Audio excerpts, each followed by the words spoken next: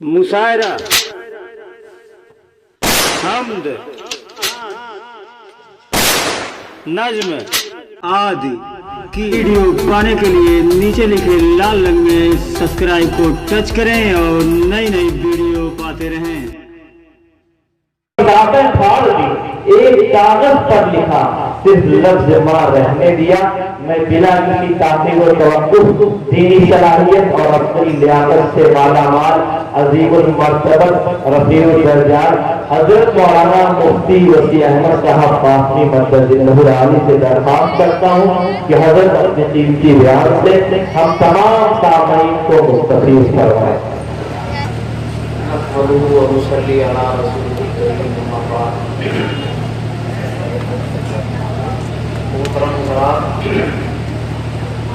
Time काफी हो चुका है। आज मैं यहाँ आप हज़रात के सामने बैठा हूँ। सही बात ये है कि मुझे अपना ज़माने तारीख नहीं याद आ गया।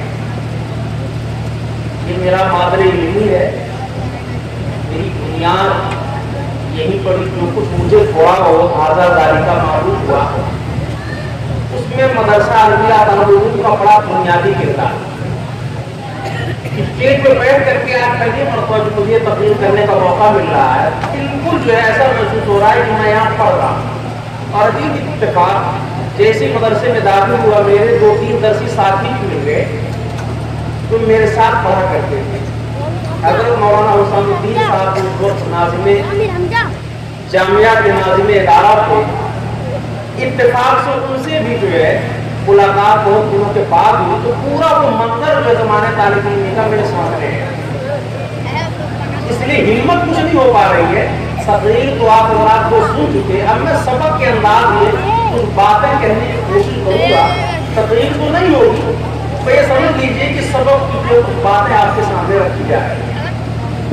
मोहतरम सामईन, और हम लोग अक्सर सबक पढ़ाने वाले मुदर्रिस ही हैं। रोजाना 4 घंटे 5 घंटे सबक ही पढ़ाना रहता है, कभी कभी रात में पढ़ाना पड़ता है। तो हम लोग जो है उस्ताद हैं, मुदर्रिस हैं। तकरीर जो है वो करने का शौक नहीं है और तकरीर करने का सही मानों में ढंग नहीं है। तकरीर अभी आप रात में सुनी, बहुत शानदार माशाअल्लाह। बहरहाल तामील उर्दू में कुछ बातें आप के सामने मैं बयान करने जा रहा हूँ। आजकल रोजा का मौसम बहुत करीब है। ज़हन में आया कि रोजे से मुताबिक कुछ चीजें आप हज़रात के सामने बयान कर दी जाएं। मोहतरम बुजुर्गों और दोस्तों,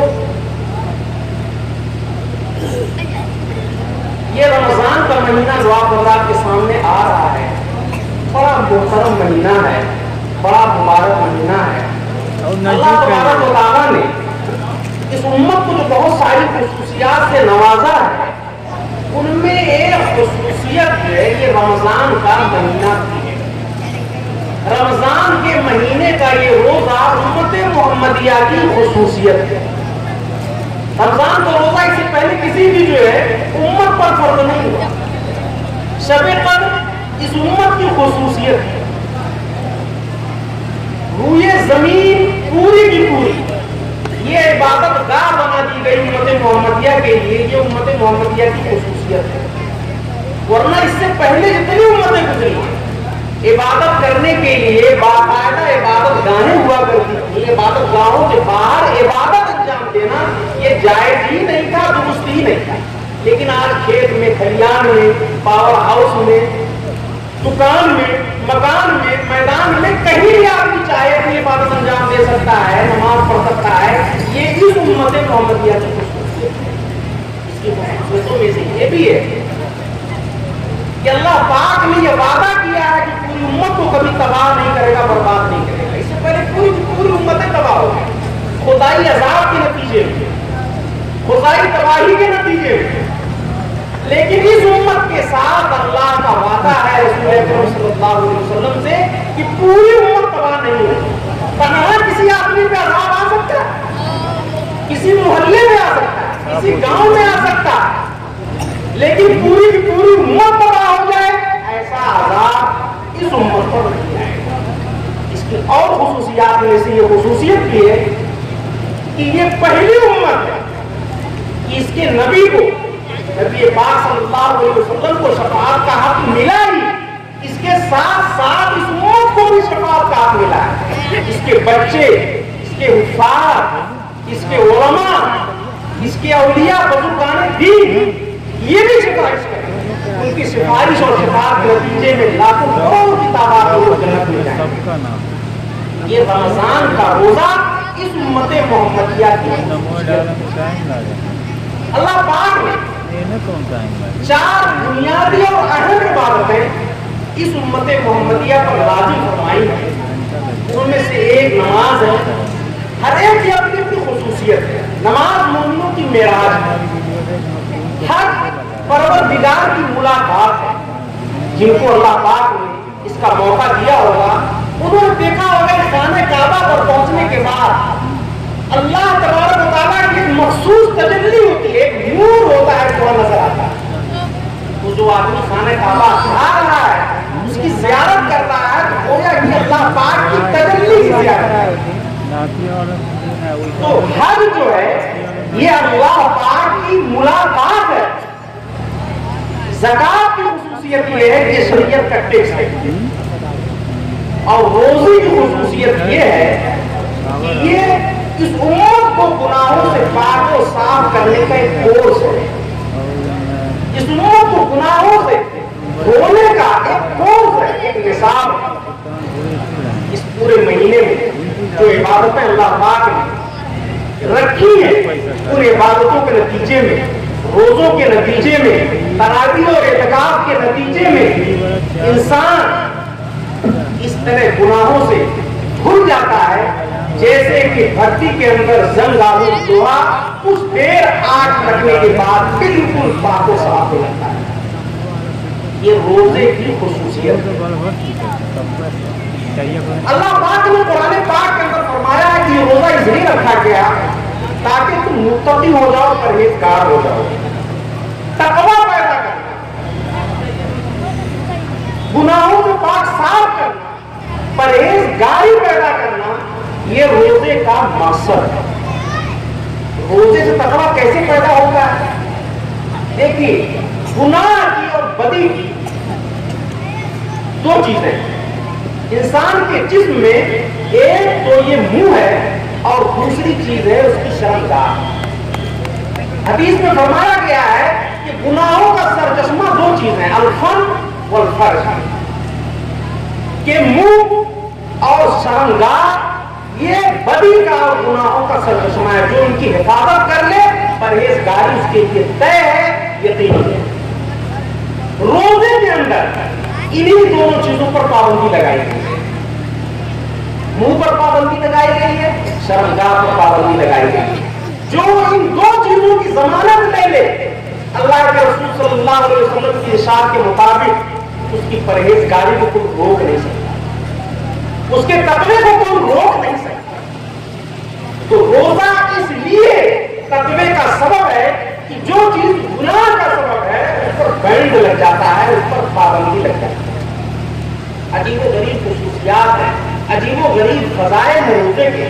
بہت سن چکے ہوں گے آپ کہ روزہ ایک ایسا موسم ہے، ایک ایسا وقت ہے جس میں روز جنت سجائی جاتی ہے مسلمانوں کے لیے، پورے انتظار کرتی ہیں، وہاں کی نعمتیں انتظار کرتی ہیں، شیاطین جکڑ دیے جاتے ہیں تاکہ کسی کو برائی کا موقع نہ ملے۔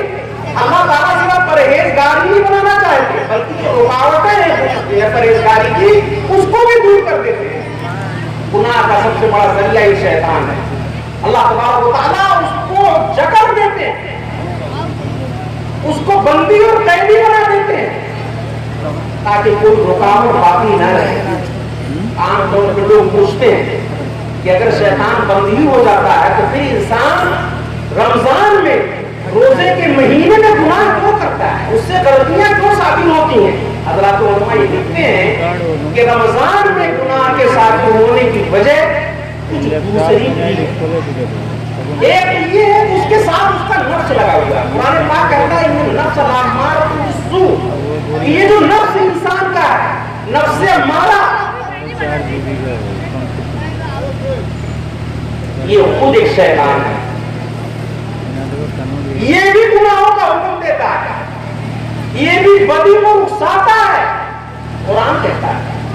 اور دوسری بات یہ ہے کہ 11 مہینے تک جب آدمی شیطان کے ساتھ رہا، شیطان نے اسے بہکایا، شیطان نے اسے گناہوں میں مبتلا کیا، تو 11 مہینہ گزرنے کے بعد جب 12واں مہینہ شروع ہوتا ہے تو اس کے اثرات باقی رہتے ہیں۔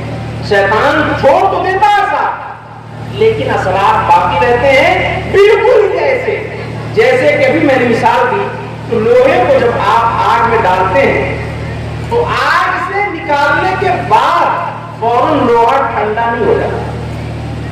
تو یہ جو آگ ہے اس کی مثال شیطان کی ہے کہ شیطان دور ہو گیا لیکن گناہ کا جذبہ فوراً ختم نہیں ہوا۔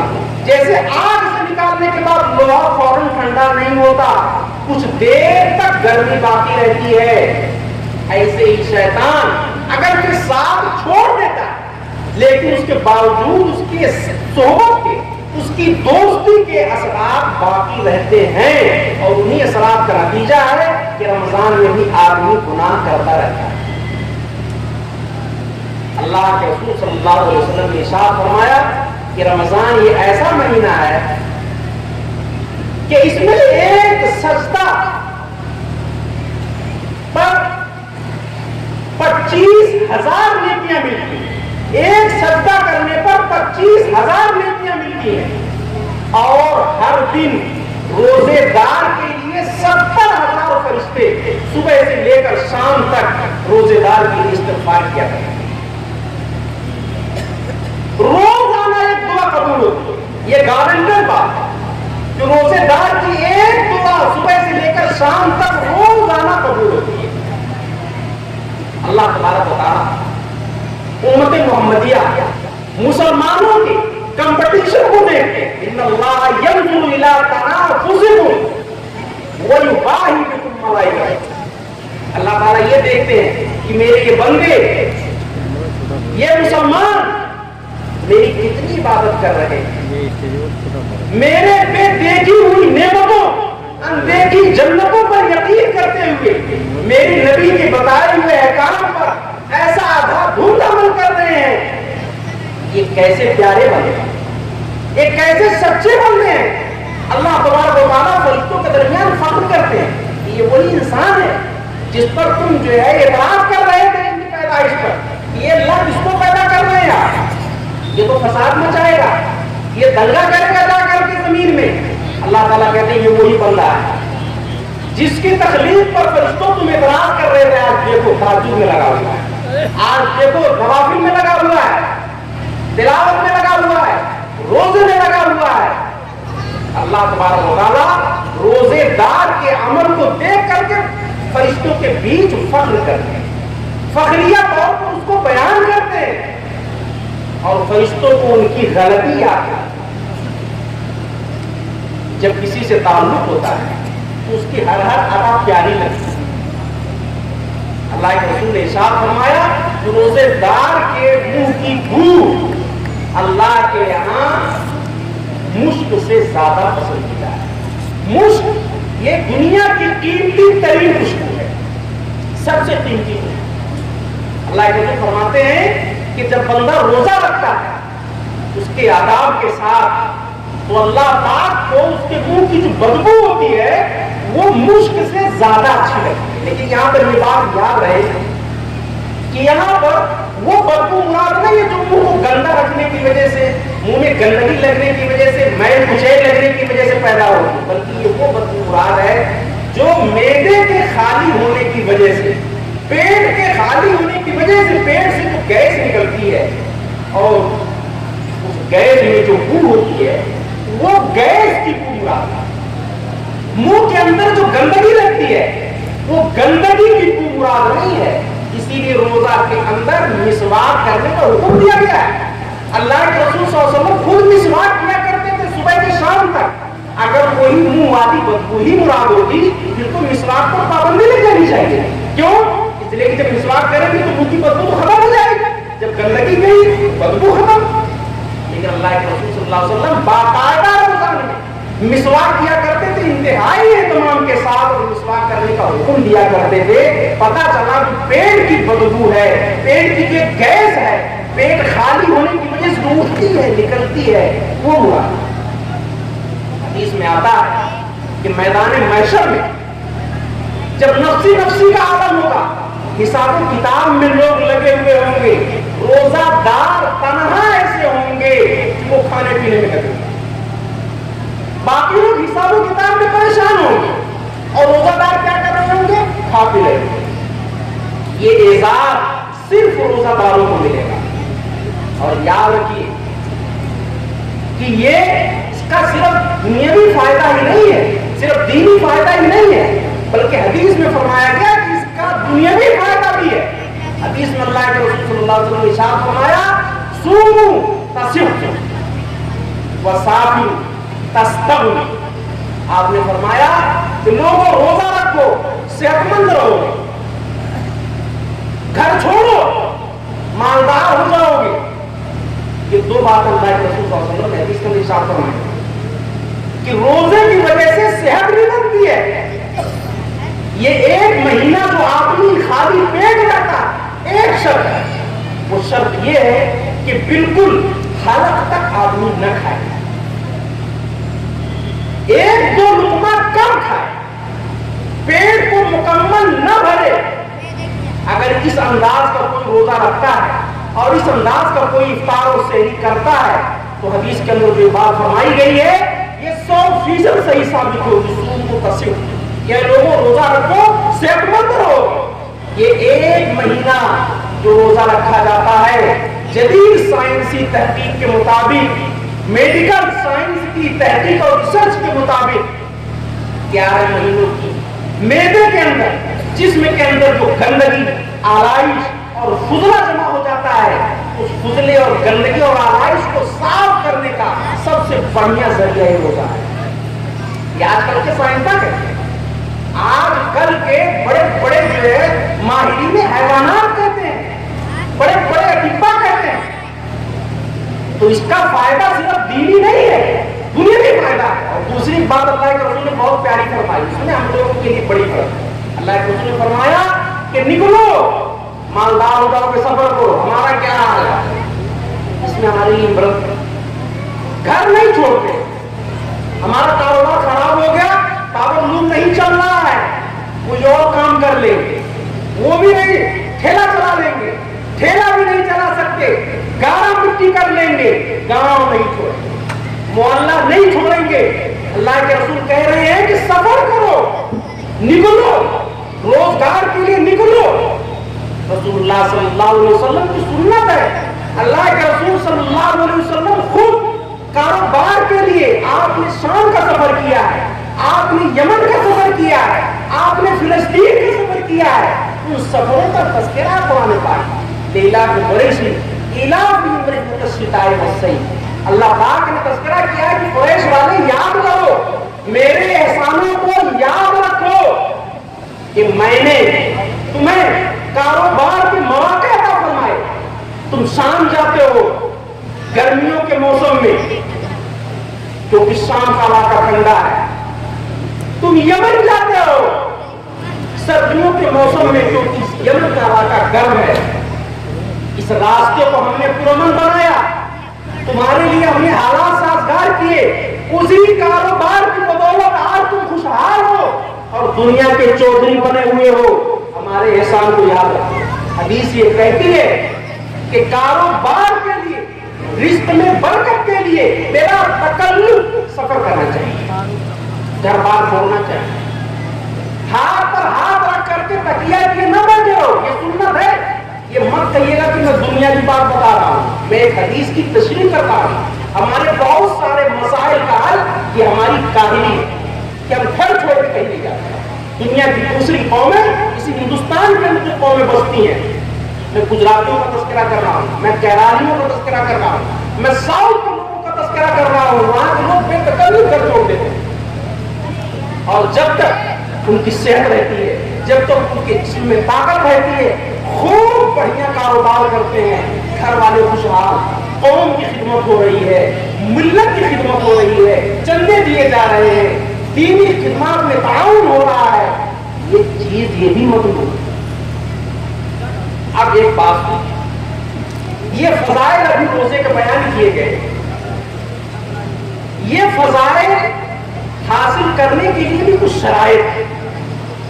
بلا وجہ یہ فضیلت نہیں ملے گی جو بھی بیان کی گئی کہ روزے دار کے منہ کی بدبو اللہ کے ہم مشک سے زیادہ پسندیدہ ہے، روزانہ 70,000 فرشتے استغفار کی دعا کرتے ہیں، استغفار کرتے ہیں اس کے لیے، ایک سجدہ کی 25,000 نیکیاں ملتی ہیں۔ یہ جو ساری فضیلتیں ہیں یہ مفت میں اور بلا وجہ حاصل ہونے والی نہیں، بلکہ روزہ کامل ہونا چاہیے۔ اللہ کے رسول صلی اللہ علیہ وسلم نے فرمایا کہ یہ روزہ ڈھال ہے، الصوم جنۃ من النار، یہ روزہ دوزخ سے ڈھال ہے، دوزخ سے آدمی کو بچاتا ہے۔ ڈھال جانتے ہیں کیا چیز ہے؟ ڈھال وہ ہتھیار ہے جو پہیے کی طرح ہوتا ہے۔ آپ نے فوٹو میں دیکھا ہوگا جب تلواروں سے نیزوں سے جنگیں ہوا کرتی تھی تو پہیے کی طرح کی ایک چیز ہوتی تھی، ایک ہاتھ میں تلوار ہوتی تھی اور دوسرے ہاتھ میں وہ گول چیز ہوتی تھی، وہ لوہے کے پتھر کی بنائی جاتی تھی، مضبوط دھات کی بنائی جاتی تھی۔ جب دشمن حملہ کرتا تھا تو وہ ڈھال سامنے رکھ کر کے اس کے حملے کو روکا جاتا ہے اور اس طرح اپنے جان کی حفاظت کی جاتی ہے۔ اللہ کے رسول فرماتے ہیں کہ جو روزہ ہے یہ دوزخ سے ڈھال ہے۔ اگر آدمی روزہ رکھے آداب کے ساتھ، اس کی شرائط اور مستحبات کے ساتھ، اس کی سنتوں کے ساتھ، تو پھر دوزخ اس کے قریب نہیں آ سکتا، وہ دوزخ کے قریب نہیں آ سکتا۔ اللہ کے رسول فرمایا کہ یہ ڈھال ہے مومن کے لیے، بشرطے کہ وہ اس کو پھاڑ نہ ڈالے۔ حضرات صحابہ نے پوچھا یہ اللہ کے رسول یہ ڈھال کو پھاڑنا کیا چاہیے؟ آپ نے فرمایا ڈھال دو چیزوں سے پھٹتی ہے، یہ روزہ جو ہے دو چیزوں سے پھٹ جاتا ہے، گالم گلوچ کرنا اور جھگڑا کرنا۔ اگر کوئی جھگڑا کرے گا روزہ رہتے ہوئے گالم گلوچ کرے گا تو یہ ڈھال پھٹ جائے گی۔ اب دوزخ سے جو یہ ڈھال حفاظت نہیں کرے گی۔ ایک دوسری حدیث کے اندر اللہ کے رسول صلی اللہ علیہ وسلم نے فرمایا کہ اگر کوئی آدمی جھوٹ بھی بولتا ہے، کوئی آدمی غیبت بھی کر رہا ہے، کوئی آدمی دھوکہ بازی بھی کر رہا ہے، تو ایسے آدمی کے بھوکا پیاسا رہنے کی اللہ کو ضرورت نہیں۔ پتا چلا کہ روزہ رکھتے ہوئے اگر کوئی آدمی جھوٹ بول رہا ہے، غیبت کر رہا ہے، دوسرے کی دھوکے دے رہا ہے، یہ روزہ بیکار ہے، بے اثر ہے، کوئی فائدہ اس کا نہیں۔ اللہ کے رسول صلی اللہ علیہ وسلم بتا رہے ہیں کہ یہ بھوکا پیاسا رہنا ہے۔ ایک حدیث میں آپ نے فرمایا کہ کچھ روزے دار ایسے ہیں جن کو بھوکا رہنے اور پیاسا رہنے کے سوا کچھ حاصل نہیں ہوتا، اور کچھ تہجد گزار ایسے ہیں جن کو رات میں جاگنے کے سوا کچھ حاصل نہیں ہوتا۔ وہ تہجد گزار کون ہے؟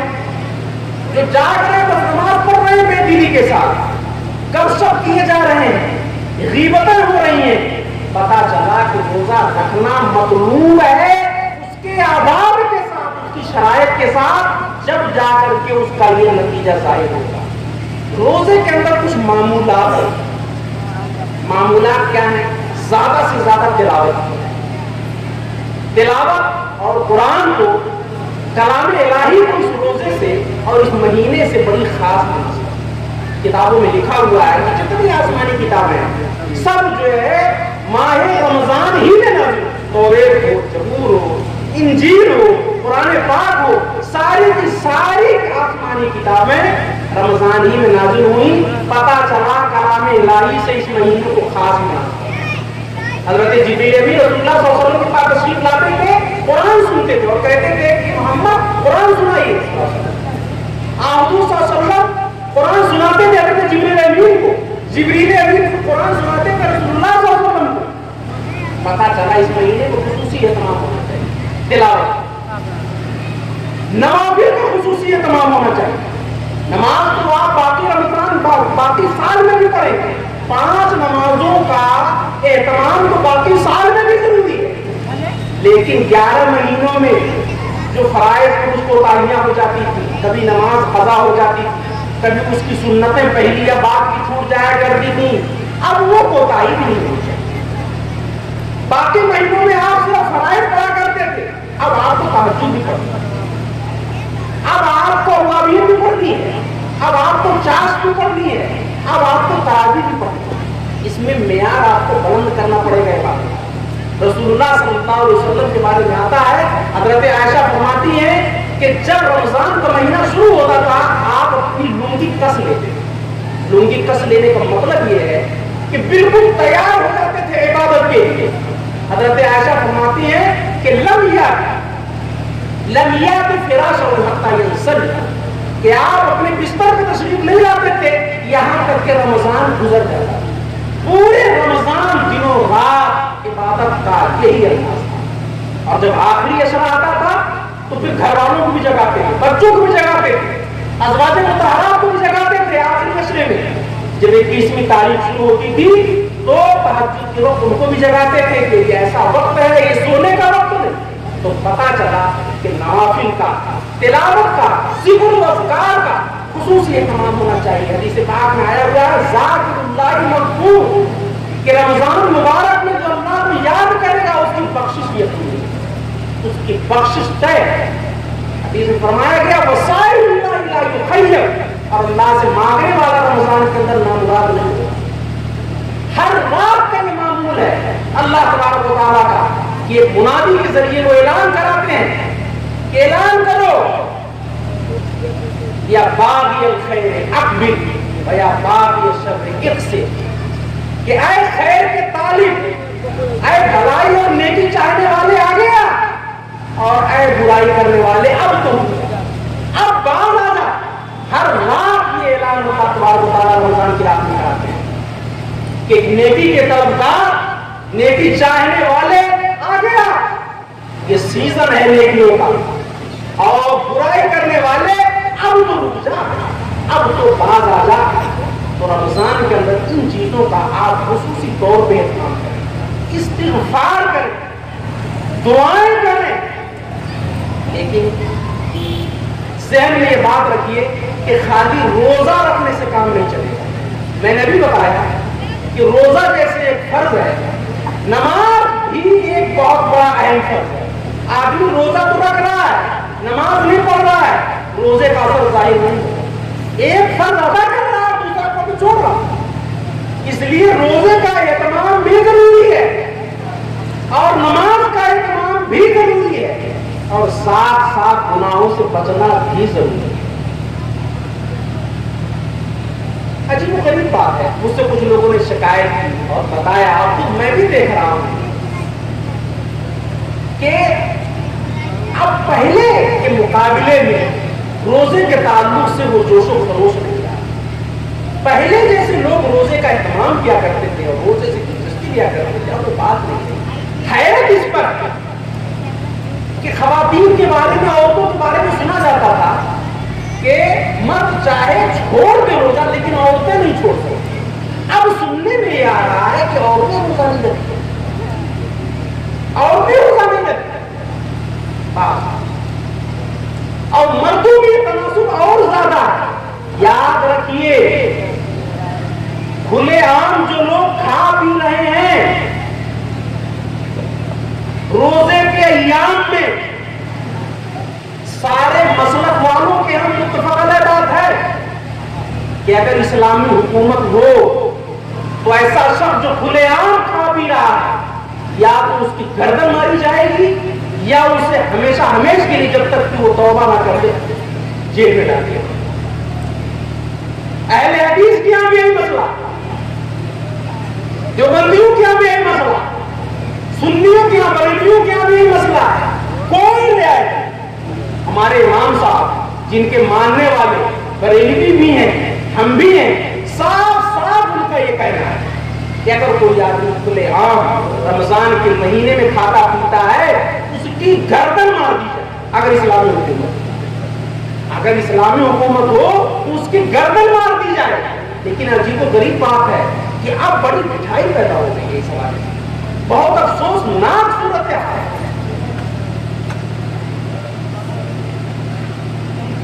मुसलमान होटल खोल रहा है, मुसलमान दुकान खोल रहे हैं, पर्दा लगा लेते हैं, चाय पिलाते हैं, बिरयानी खिलाते हैं, कबाब खिलाते हैं, अरे अफसोस की बात है, धूप मरने का मकाम है।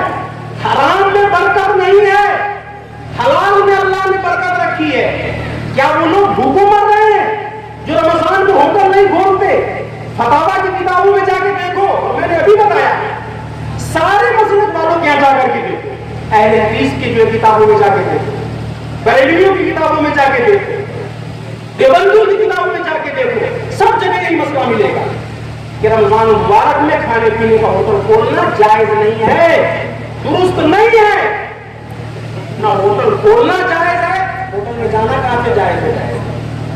मेरे भाइयों, ऐसे जाना तो जायज ही नहीं।